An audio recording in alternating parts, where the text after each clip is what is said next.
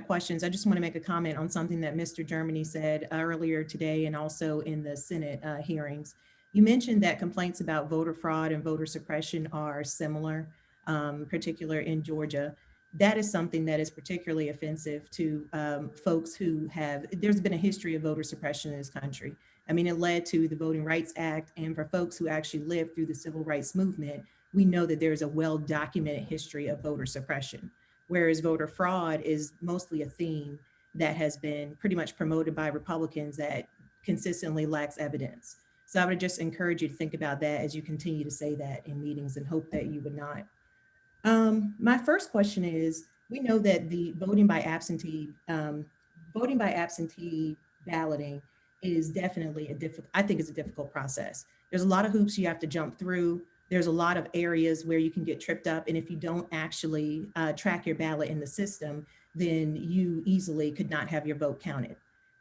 But you've mentioned, the Secretary of State mentioned that he believes that not having a stated reason that you want to use the absentee balloting process potentially leads to fraud. Just what evidence or what specific proof do you have in Georgia or in any state that not having a stated reason leads to fraud? So I'll answer the first one first.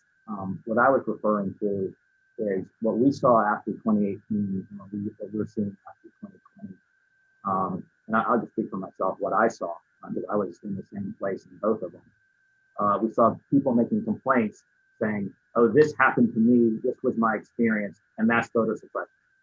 And a lot of times what it was, when we have 4 million people vote or 5 million people vote like this year, there are going to be people that for some reason or another, they have some inconvenience in the process.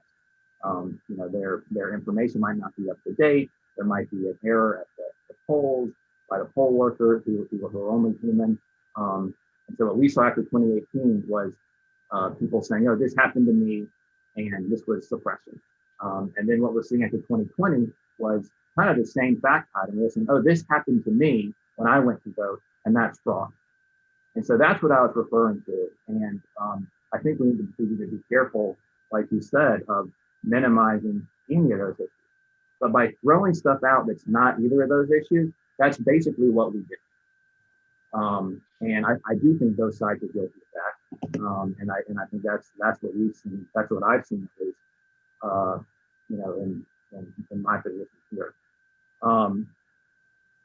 The other thing I would say is, I think when we want to set up from an election system is one that everyone has confidence in. And like I said earlier, when you go, in terms of in-person voting, everyone can have confidence in, I think, those results based on the way it works.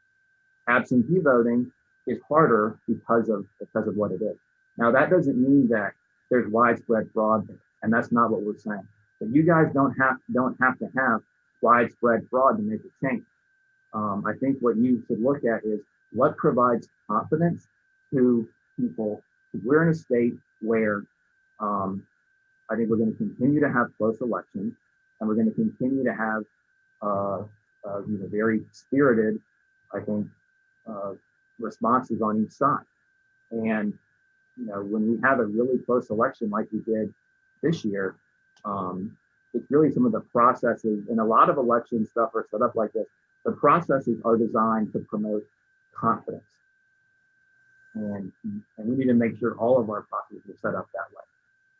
But specifically, having to provide an excuse as to why you want to use absentee voting, how does that relate to an increase or decrease of fraud? What does that have to do with voter fraud potentially occurring in an election? Well, again, like I said earlier, By whatever avenue they deem as fit. So like I said earlier, I don't think fraud is really the best word, because it implies an intentionality that we often don't see in these investigations. I do think kind of illegal votes is better because, I think we all agree that an illegal vote passed can cancel out a legal vote, and that's not okay.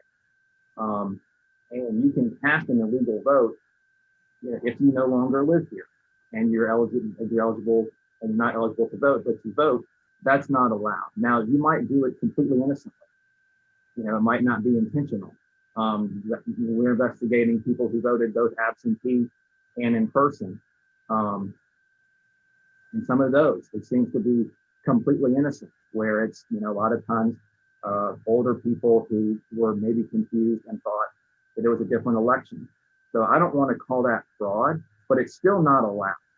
And those are the things that I think the system's got to be set up to, you know, to protect from.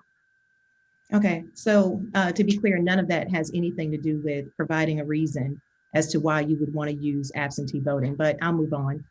You brought up voter confidence, which I'm glad you brought that up because that actually goes to my second question.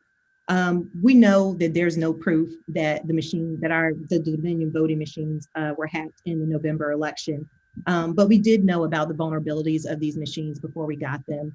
It was a reason that Democrats fought tooth and nail against this, and a few Republicans were not in support of getting the Dominion voting machines.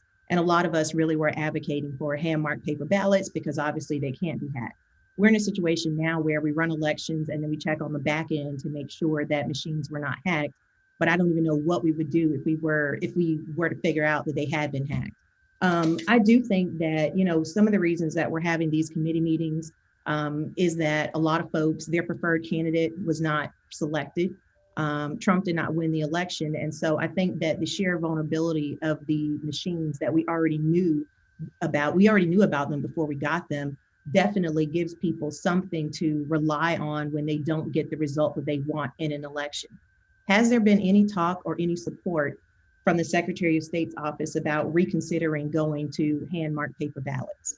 Because we know paper can't be hacked. We know with these Dominion machines, you still can't audit the intent of the voter. Right. So, Ryan, can I answer that question? And I would just like to briefly say that if you used a hand-marked paper ballot, it would still be run through the same scanner that we're using right now, unless you're really suggesting to use hand-marked paper ballots with hand counting. But the difference is with hand-marked paper ballots, you can audit the intent of the voter, where you can with these Dominion machines. so, you know, there's experts that say you cannot audit DMVs. There's experts that say that you can. You know, frankly, the experts that say that you cannot have been pretty quiet because those experts, I think, do like the result of this election. So we haven't been hearing from them. All the issues that we have seen have been with hand-marked paper ballots. So hand-marked paper ballots do not decrease issues. In fact, our experience is they increase issues. You have to deal with issues of voter intent. If you talk to any election official, they'll say the creative ways in terms of how voters mark their ballots can be very difficult to determine. And you know what we are finding is the same thing as signature verification. The less subjectivity you can have for election officials, the more confidence you can provide in the system. So the answer is no. You know, it's not something we're considering, and I don't think it's something that the General Assembly should consider or should really move to either. Mr. Chairman, Representative Chair, let me get, I know Representative Shannon had one final question. I believe she had 3 questions. Let me get to her question. I'll redirect back to you after she asks her question and gets answered. Sure. Thank you. The final question is, and again, this goes to voter confidence. From the SOS's office, we've seen that the SOS has played up overstated investigations about 501c3 groups and their activities during the election. Yesterday, Mr. Sterling said on social media that illegal voting happens every day, which obviously folks look at that and probably assume that it's very widespread and that our elections are rife for fraud. In my opinion, all of this works to decrease voter confidence. And it's really sad that that is coming from the Secretary of State's office. I guess my question is, do you understand the connection between continuing the theme that illegal voting and that voter fraud is rampant or happening all the time how that makes the public feel like our elections are rife with fraud, because that has even led to death threats for poll workers. The thought of fraud has led to death threats for many folks on this committee. It's led to death threats for folks in the Secretary of State's office. And it just really seems like you can't have it both ways. You can't continue with this thing, but then also run to the media and talk about death threats. Now, obviously, I don't condone death threats against any public official. We've all had them. They're all inappropriate. But it's kind of like you're perpetuating what's happening with the election. Do you understand that connection? So what we're trying to get out is accurate information. And I think what we've been trying to say about the November election is, no, we do not see anything. Can you hear me? Sorry. Anything Yeah, we. In question the result of the election from a fraud or illegal votes perspective. I think so what we've been trying to say, and what I think experts on both sides would agree with, is that voter fraud, illegal votes are very rare. But that doesn't mean they're non-existent, and it doesn't mean that when it does happen, it's not important. I think you're going back to your discussion about voter suppression. An illegal vote suppresses the vote of a legal voter, and so it's not okay, even if it's unfortunately it's not from the protections that we already have in place around our system. It is certainly not widespread, and if it was widespread, we would be seeing things now that we don't see, that we're not seeing. Like, that's how we know that what we're looking at is a kind of an amount. I think the point that Gabe was trying to make was, there is no such thing as a perfect election. There's just not. But our election officials in Georgia overall do a great job, and I think they've done that same good work this year under very trying circumstances.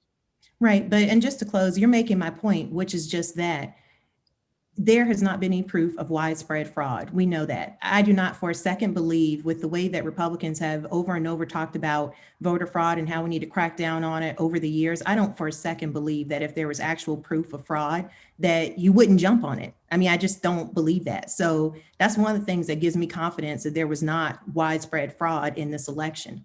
But at the same time, like I said, continuing with themes of illegal voting happening every day, overstated investigations. It's concerning to me because it seems like that's a lot of partisan activity from the Secretary of State's office, which is funded by taxpayers. And you just can't have it both ways. So that's all. And since you mentioned me specifically, fraud, but we don't see wide margins either in Georgia. And so, to minimize illegal voting is not something that we agree with in our office. And again, specifically on this if I can, Chairman Blackman. Yeah, sure. Please go ahead, Mr.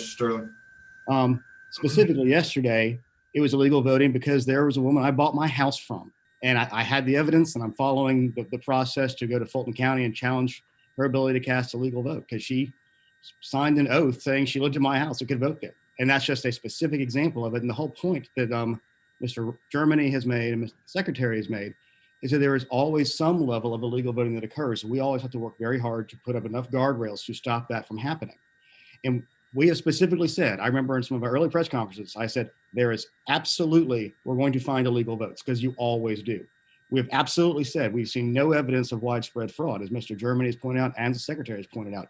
We can hold both of these things in our minds at the same time, and they are both true. And the whole point of this office is we're trying to be as open and transparent and truthful about what we know, when we know it, and getting out to the public so they have an understanding. Because if you sit there and say no illegal voting happened at all, that strains credulity. If you say there was widespread voter fraud that flipped elections, that also strains credulity. So there is an ability to have both of these things in your head and think, and they can both be absolutely correct both at the same time.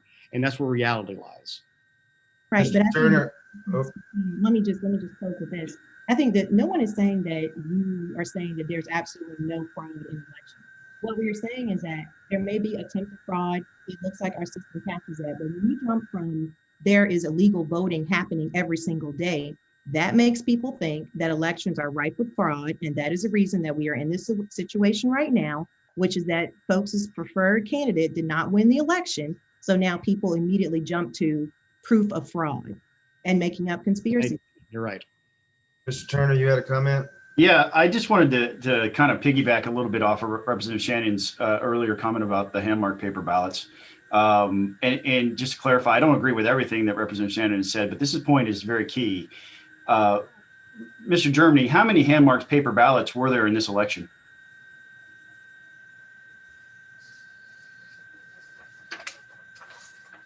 And you're muted, by the way. Right. There was 1.3 million approximately absentee ballots, and then I don't have the exact number of provisional ballots, but probably 10, I would guess in the another 10,000 maybe. It's right at 10,000. So 1.3 million hand-marked paper ballots. And of those 1.3 million hand-marked paper ballots, how many times did we have problems trying to discern the intent of the voter? We would have to, talk to county election officials about that. When that happens, that goes through a vote review panel. Right. I would say that it's not, the vast majority, they're fine. But again, like I said to Shannon, in Georgia in elections, it can be, there can be a significance in a small amount of ballots. Would you agree with the assertion that, I'm sorry,